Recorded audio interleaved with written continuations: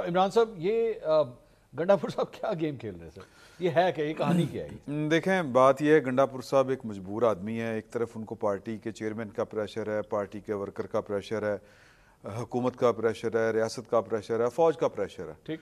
तो वो इतनी इतनी सी नन्ही सी जान यही कुछ कर सकती है, क्या करे? और नन्ही सी जान तो नहीं है नहीं, सर, वो ऐसे आप भी ये प्रेशर नन्ही देखें सी और जान वो साहब, जो 6 बर्दाश्त कर फुट से रहे हैं। ऊपर की नन्ही सी जान नहीं, वो इस मैं ज़रा लामती तौर पे कह रहा हूँ कि वो इसके अलावा उनके पास ऑप्शन कोई नहीं है।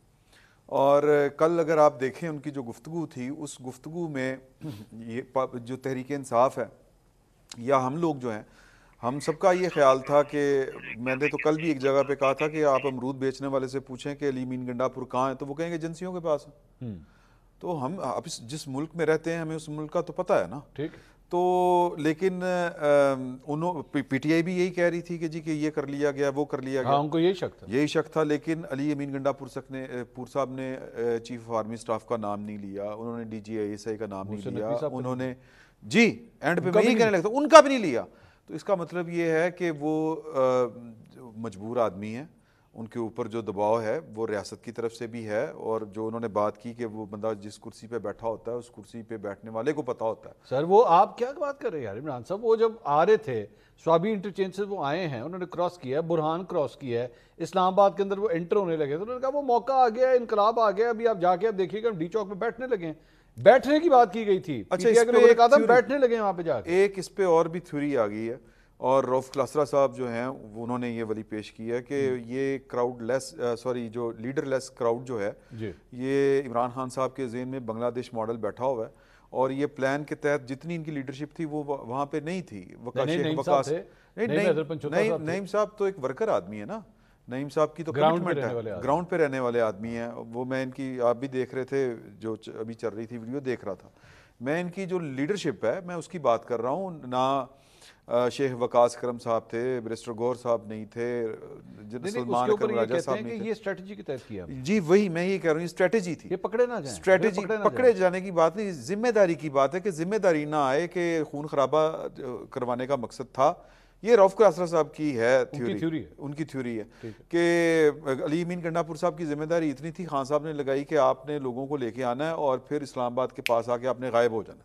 अच्छा। ताकि लोग जो हैं उनके अंदर पैनिक हो गए, हमारा वजीर आला गिरफ्तार कर लिया गया, किधर गया किधर नहीं गया। अच्छा। तो लोग जो है वो पल पड़े रियासत के ऊपर और हंगामे इस लेवल के हों कि फिर रियासत का ऑर्डर टूट जाए। ठीक है। तो अब ये एक उनका अपना ख्याल है।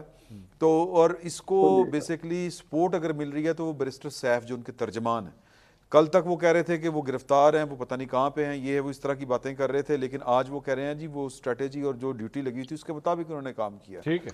तो चीज़ें जो हैं वो गड़बड़ हैं, 2-3 किस्म की जो ख्यालात हैं वो सामने आ रहे हैं।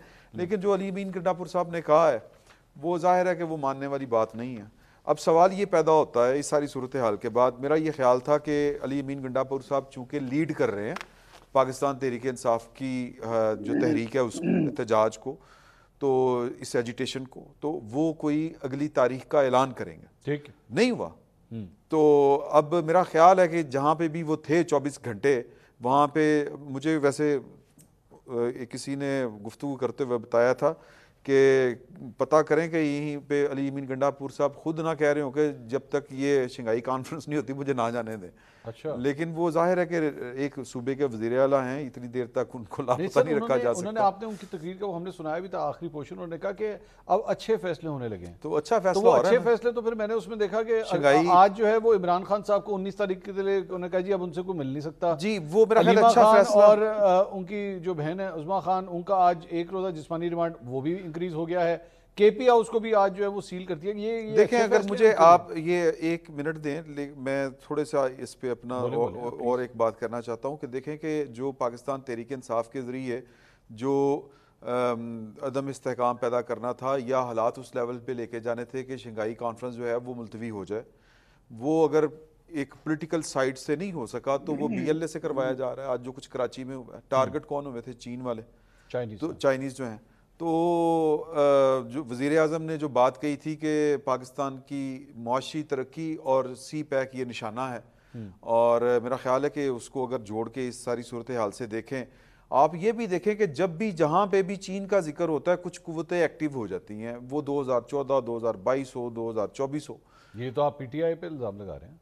नहीं, मैं तो 2014 बीएलए के ऊपर आपने भी कहा, इल्जाम लगा रहा हूँ। 2014 भी मैं अच्छा मैं इल्ज़ाम जो है वो सिर्फ पीटीआई के ऊपर नहीं, जनरल ज़हीरुल इस्लाम साहब के ऊपर भी लगा रहा हूँ, चलो। राहिल शरीफ साहब के ऊपर भी लगा रहा हूँ।